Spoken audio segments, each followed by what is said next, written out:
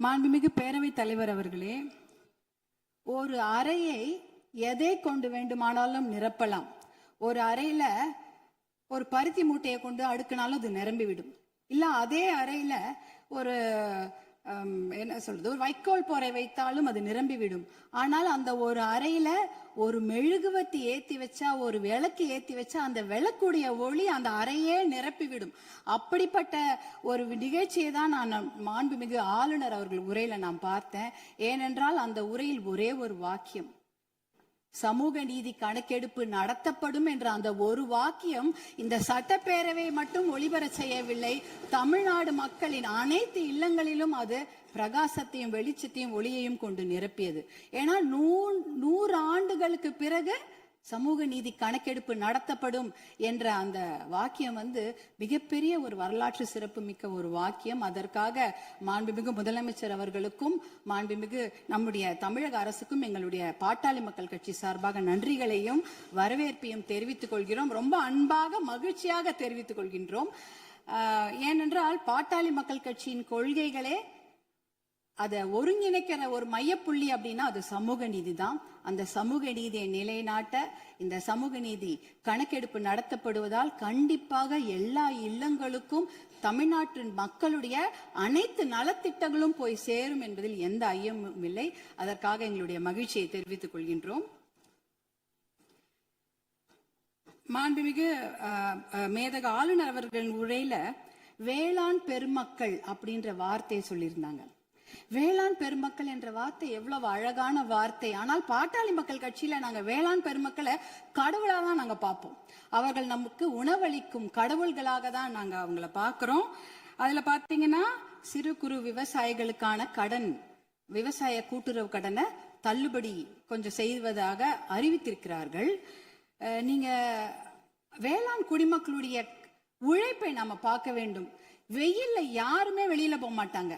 ஆனா வேளாண் குடிமக்கள் மட்டும்தான் வெயிலே வேலை செய்வாங்க. கடின உழைப்ப அந்த வெயில்ல தான் அவங்க கொடுப்பாங்க. அதே சமயம் மழை வெள்ள காலங்கள்லயும் அவங்க வேலை செஞ்சுட்டு இருப்பாங்க. மழை வெள்ளத்துல கொஞ்சம் அதிகமா தண்ணி தேங்கிட்டா கூட அந்த நிலத்துல இருக்கிற அந்த பயிர் எல்லாம் அப்படியே முழுகிடும். இப்பெல்லாம் போய் பயிர் முழுகிட்டா யாரும் போய் நேரடியா ஆய்வெல்லாம் செய்யறது இல்ல. ட்ரோன் அனுப்பி அந்த பயிர்ல அந்த தண்ணி நிலத்துல தேங்கி இருக்கான்னு கண்டுபிடிக்கிறாங்க.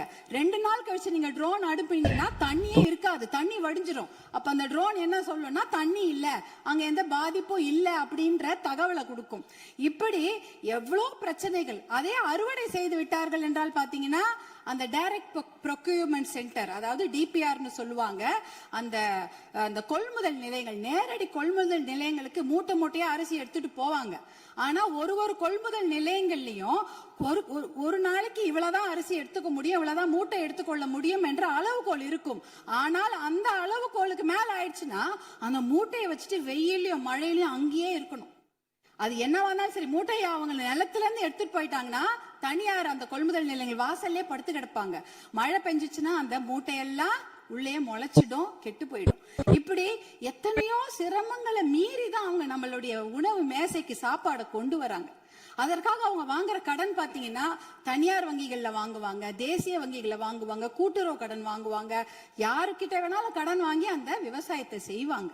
அப்படி இருக்கும்பொழுது அந்த வங்கி கடன்களை நாம தள்ளுபடி செய்ய வேண்டும். மகாராஷ்டிரால பாத்தீங்கன்னா எல்லா வங்கி கடன்களையும் தள்ளுபடி செய்திருக்கிறாங்க. நம்ம தமிழ்நாட்டுல நம்ம கூட்டுறவு கடன், அந்த கடனை வாங்கின கடனை முழுமையாக தள்ளுபடி செய்ய வேண்டும் என்பதுதான் எங்களுடைய வேண்டுகோள். அப்படி ஏன் தெரியுங்களா, தமிழ்நாட்டுடைய ஒரு 3 பேர்ல 2 பேர் விவசாயத்துக்கும் விவசாயத்தை சார்ந்த தொழில் செய்யறாங்க தமிழ்நாட்டுல. அப்படி இருக்கும்பொழுது வருஷத்துக்கு நீங்க 10,000 கோடி கடன் வாங்கினவங்க கூட சந்தோஷமா வெளிநாட்டுல வாழ்ந்துடுறாங்க கடனை கட்டாம. ஆனா 10,000 ரூபாய் கடன் வாங்கிட்டு அந்த கடனை யாரா வீட்டு வாசல்ல கேட்டாங்கன்னா அவமானம் தாங்காம தற்கொலை பண்ணிக்கிறாங்க. 2021, 22, 23 கிட்டத்தட்ட 1968 விவசாயிகள் தமிழ்நாட்டுல தற்கொலை பண்ணி இருக்கிறாங்க. அப்படின்னா ஒரு நாளைக்கு 2 பேர் ஒரு நாளைக்கு 2 விவசாயிங்க தற்கொலை பண்ணிருக்கிறாங்கன்றத இந்த புள்ளி விவரம் சொல்லுது. அவங்களெல்லாம் நம்ம காப்பாத்தி ஆகணும். இப்ப சூப்பர் எல்னினோ வரப்போகுது. அந்த சூப்பர் எல்னினோனா கடுமையான வறட்சி. அதுக்கு நம்ம தயாரா இருக்கணும். இன்னும் எவ்வளவு கடன் வாங்குவாங்களோ அவங்க தெரியாது. நம்ம விவசாயிங்க எங்க இருக்காங்க தெரியுங்களா? 100 அடி ஆழத்தை பள்ளத்துல இருக்கிறாங்க. 100 அடி ஆழ பள்ளம் கடன் சுமையில. ஆனா நீங்க நம்மளுடைய தமிழக அரசாங்கம் இன்னைக்கு அவங்க 50 அடி ஆழ கயிறு தான் கொடுத்திருக்கீங்க. எப்படி வெளியில வருவாங்க? 50 அடி கயிறை அவன் 100 அடி ஆளும் பள்ளத்து இருக்கிறாங்க. அந்த விவசாயிங்க எப்படி வெளில வருவாங்க? முழுமையாக கடனை தள்ளுபடி செய்தா தானே அவங்க அந்த கடன் பிரச்சனை வெளியில வந்து அவங்க அடுத்த வேலையை பார்க்க முடியும். அதனால நீங்க உங்களுடைய அதிகாரிகள், மாண்புமிகு பேரவைத் தலைவர்கள், உங்கள் வாயிலாக முதலமைச்சரை நாங்க கேட்டுக்கொள்வது தான். உங்களுடைய அதிகாரிகள் சொல்லுவாங்க, ஐயோ நிதி சுமை, கடன் சுமை, கூடுதல் செலவினம் அப்படிலாம் சொல்லுவாங்க. ஆனா அதையெல்லாம் நீங்க அதையெல்லாம் ஒரு புறம் ஒதுக்கி வைத்து விட்டு அவர்களுக்கு முழு கடன் தள்ளுபடி செய்யணும். ஏற்கனவே 2000 கோடியா 6000 கோடியா உயர்த்திட்டீங்க. இன்னும் ஒரு 18,000 கோடியா அந்த கடன் தள்ளுபடி, கூட்டுறவு கடன்களை மட்டும் தள்ளுபடி செய்யுங்க. ஏன்னா ஏற்கனவே அவங்க 1 வருஷத்துக்கு தான் தள்ளுபடி செய்திருக்கிறீங்க. அதற்கு முன்னால ஒரு 2 வருஷம் கடன் அவங்க வாங்கி வச்சிருக்கிறாங்க. அந்த கடனையும் முழுமையாக தள்ளுபடி செய்தீர்கள் என்றால் அவங்க கண்டிப்பாக எத்தனையோ கடுமையாக உழைக்க தயாராக இருக்கிறார்கள். அவங்களுக்கு அந்த ஒரு ரெஸ்பெக்டை நம்ம கொடுக்கணும். அவங்களுக்கு அந்த நிவாரணத்தை நாம் தர வேண்டும் என்று உங்களை எல்லாம் நாங்க அன்போடு கேட்டுக்கொள்கின்றேன். அடுத்ததாக பாத்தீங்கன்னா, தமிழ்நாட்டில் 2026ஆம் ஆண்டில் ஆட்சி மாற்றம் ஏற்படுவதற்கு காரணமாக இருந்தது பெண்கள் மற்றும் குழந்தைகளுக்கு எதிரான குற்றங்கள் கட்டுப்படுத்தப்படாமல் அதிகரித்ததுதான். ஆனால் ஆட்சி மாற்றம் ஏற்பட்ட பிறகும் அதே நிலை தொடர அனுமதிக்க கூடாது. பொறுத்தது போதும். நம்ம இனிமேல் பொங்கித்தான் எழ வேண்டும். ஏனென்றால் ஒரு பழமொழி சொல்வாங்க, அரசன் அன்று கொள்வான், தெய்வம் நின்று கொள்ளும் அப்படின்னு சொல்லுவாங்க. இன்னைக்கு நம்ம குழந்தைங்க மேல கைய வச்சவங்கள நம்ம சும்மா விடக்கூடாது. நம் பெண்கள் மேல் கை வைத்தவர்கள் சும்மா விடவே கூடாது. இதுக்கு மேல நம்ம பொறுமையா இருக்கிறதுல அர்த்தமே கிடையாது. துபாய், அரபு நாடுகள், இல்ல சிங்கப்பூர் போன்ற நாடுகள்ல எல்லாம் இப்படிப்பட்ட கொடுமையான குற்றங்களை செய்தவர்களுக்கு உடனடியாக சட்டப்படி மரண தண்டனை கொடுக்கிறார்கள். அந்த மரண பயத்தையும் உயிர் பயத்தையும் அந்த தப்பு செய்தவங்களுக்கு நம்ம கொடுக்கணும். அப்படி இருந்தாதான் இந்த பெண்கள் குழந்தைகளை காப்பாற்ற முடியும். வேற வழியே கிடையாது. ஏன்னா அவங்க நினைச்சிட்டு இருக்கிறாங்க, இன்னும் ஒரு 5 வருஷம் பொறுமையா கேஸ் ஆடிக்கிட்டே போலாம், பொறுமையா வெளில வந்துடலாம். இந்த கோர்ட் இல்லைன்னா அந்த கோர்ட், அந்த கோர்ட் இல்லைன்னா அதுக்கு மேல கோர்ட்னு போய் அவர்கள் வெளியில வந்து விடுவார்கள் என்ற தைரியத்துலதான் இவ்வளவு பெரிய தவறுகளை செய்கிறார்கள். அவர்களுக்கு அந்த உயிர் பயத்தை, குழந்தைகள் மேல் கை வைத்தவர்களுக்கும் பெண்கள் மேல் கை வைத்தவர்களும் அந்த உயிர் பயத்தை கொடுத்தாதான் இனிமேல் அந்த தவறை செய்ய மாட்டாங்க. அதுக்காக இனிமேல் நாம பொறுத்தது போதும், பொங்கி எழ வேண்டும் என்று மறுபடியும் நான் உங்களை வேண்டி விரும்பி கேட்டுக்கொள்கின்றேன். அப்புறம் தர்மபுரி மாவட்டத்திற்கு ஒரு என்னுடைய கோரிக்கைகள், தர்மபுரி காவிரி உபரிநீர் திட்டத்தை உடனடியாக அறிவிக்க வேண்டும். தர்மபுரி மாவட்டம் மிகவும் பின்தங்கிய மாவட்டம், ரொம்ப வறட்சியான மாவட்டம். அங்க நாங்க நிலையங்களோ கட்டிடங்கள் எல்லாம் கேட்கல, குடிக்கிறதுக்கு தண்ணி கேட்கிறோம். ஒரு ஆளுக்கு ஒரு குடம் தண்ணி கூட கிடையாது. ஒரு ஆளுக்கு ஒரு குடம் தண்ணி கூட கிடையாது. தர்மபுரி மாவட்டத்தில் 2 பெரிய ஆறு ஓடுது. காவிரி ஆறு ஓடுகிறது, தென்பெண்ணை ஆறு ஓடுகிறது. ஆனா அதுல இருந்து தண்ணி அவங்களால குடிக்க முடியாது. ஏன்னா அந்த தண்ணி அவங்க வீட்டுக்கு வராது, பார்க்க தான் முடியும்.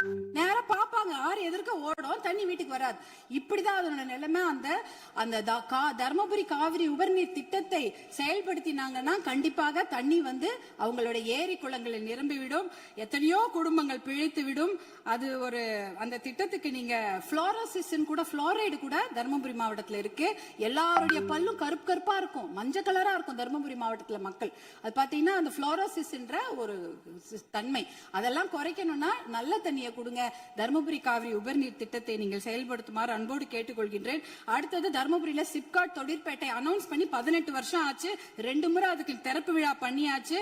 ஆனா கூடுதல் நிதி ஒதுக்கீடு செய்ய வேண்டும். அந்த இடத்துல 2 நிமிஷம் கூடுதல் நிதி ஒதுக்கீடு செய்து தர்மபுரி மாவட்டத்திற்கு வந்து அந்த சிப்காட்டை உயிர் கொடுக்கணும். ஏன்னா தர்மபுரி மாவட்டத்தில் 3 லட்சம் இளைஞர்கள், 3 லட்சம் குடும்ப தலைவர்கள் புலம்பெயர்ந்து மற்ற ஊருக்கு போய் பழைச்சிட்டு இருக்கிறாங்க. அவங்க குடும்பத்தோட சேர்ந்து வாழறதுக்கு நீங்க வழிவகை செய்யணும். கூடுதல் நிதி ஒதுக்கீடு செய்து அந்த சிப்காட்டுக்கு உயிர் கொடுக்க வேண்டும் என்று கேட்டுக்கொள்கின்றேன். அடுத்தது பாத்தீங்கன்னா தர்மபுரி மொரப்பூர் ரயில்வே திட்டம். சென்னையில இருந்து எல்லாரும் அவங்க ஊர் தலைநகரம்க்கும் மாவட்ட தலைநகருக்கு ட்ரெயின்ல போலாம். ஆனா எங்க ஊருக்கு மட்டும் போகவே முடியாது ட்ரெயின்ல. தர்மபுரிக்கு சென்னைக்கும் ட்ரெயின் கனெக்ஷன் கிடையாது. அதுனா மொரப்பூர்ல ஒரு பெரிய பிட்டு வந்து உடைஞ்சு போயிருக்குது. அதுக்காக பாட்டாளி மக்கள் கட்சி நாடாளுமன்ற உறுப்பினர்கள் 2004 இருந்து போராட்டம் பண்ணி 2019 அந்த திட்டத்துக்கு அனுமதி வாங்கி ஃபண்டும் வாங்கி கொடுத்துட்டாங்க. ஆனா நிலத்தை வாங்கி கொடுப்பதில் கொஞ்சம் நிறைய சிக்கல்கள் இருக்கு. 50% நிலம் மட்டும்தான் அதுக்கு ஒதுக்கீடு செய்திருக்கிறாங்க. அந்த திட்டத்தை விரைவாக செயல்படுத்த வேண்டும். அதற்கு நீங்கள் சிறப்பு கவனம் தமிழக அரசாங்கம் செய்ய வேண்டும் என்று உங்களை அன்போடு கேட்டுக்கொள்கின்றேன். வருமானம் இல்லைன்னு நம்ம சொல்லிட்டு இருக்கிறோம். ஆனால் நிறைய நல்ல திட்டங்கள் இருக்கிறது. அதாவது பாலிசி டிசிஷன்ஸ் பண்ணாலே அந்த வருமானம் தேவை கிடையாது. இப்ப இளைஞர்களுக்கு வேலை வாய்ப்பு 75% நீங்கள் உறுதி செய்து விட்டீர்கள் தனியார் துறையில அப்படின்னு சொன்னீங்கன்னா, தனியார் துறையா அவங்களுக்கு வேலையை கொடுப்பாங்க. தமிழ்நாட்டு இளைஞர்களுக்கு வேலை கொடுக்கப்படும். இப்ப வேலையில்லா திண்டாட்டம் அதுவே குறைஞ்சிடும். அதே போல மாவட்டங்கள் அதிகமாக இருக்கிறது தமிழ்நாட்டுல. அதாவது அதை வந்து நம்ம மாவட்டங்களை பிரித்தால் ஒரு கொஞ்சமாக நிதி சுமை தான். ஆனா மாவட்டம் மிகப்பெரிய வளர்ச்சியை பெற்றுவிடும். அதே போல பில்ஃபரேஜை குறைக்கிறோன்ட்டு கவர்னருடைய மேதக ஆளுநர் உரையில இருந்தது. கனிம வள கொள்ளை வந்து தடுத்துட்டா 1.5 லட்சம் கோடி 2 லட்சம் கோடி ரூபாய் நம்மால வருவாய் வந்து தமிழ்நாட்டுக்கு கிடைக்கும். அதே போல சேவை உரிமை பெறும் சட்டம் 21 மாநிலங்கள்ல இருக்கிறது. அது வந்து பொதுமக்களுடைய நலனுக்காக கொண்டு வரப்பட்டது. அது பாத்தீங்கன்னா அதனால எப்படின்னா எந்த ஒரு விஷயத்துக்காக பொதுமக்கள் அப்ளை பண்றாங்களோ உடனே வந்து சேர்ந்துரும், ஒரு பைசா செலவில்லாம. சேவை உரிமை சட்டம், லோக ஆயுக்தாவை பலப்படுத்த வேண்டும். இப்படி போன்ற பில்ஃபரேஜ்களை தடுத்தாலே தமிழ்நாட்டுக்கு வருவாய் ஏற்பட்டுவிடும். பாலிசி டிசிஷன்ஸ் பண்ணும்பொழுது எந்த ஒரு நிதி சுமையும் கிடையாது. இப்படிப்பட்ட திட்டங்களை எல்லாம் நீங்க கவர்னர் உரையில, மேதக ஆளுநர் உரையில சிலவற்றை அறிவிப்பு செய்திருக்கிறீர்கள், சிலவற்றை அறிவிப்பு செய்யாமல் இருக்கிறீர்கள். அதையெல்லாம் கொண்டு வர வேண்டும் என்று உங்களை கேட்டுக்கொண்டு, எனக்கு இந்த வாய்ப்பை அளித்த பேரவைத் தலைவர் அவர்களுக்கும் மாண்புமிகு முதலமைச்சர் அவர்களுக்கும் எல்லோருக்கும் என்னுடைய சட்டமன்ற உறுப்பினர்கள் என் மனமார்ந்த நன்றியை தெரிவித்துக் கொள்கின்றேன்.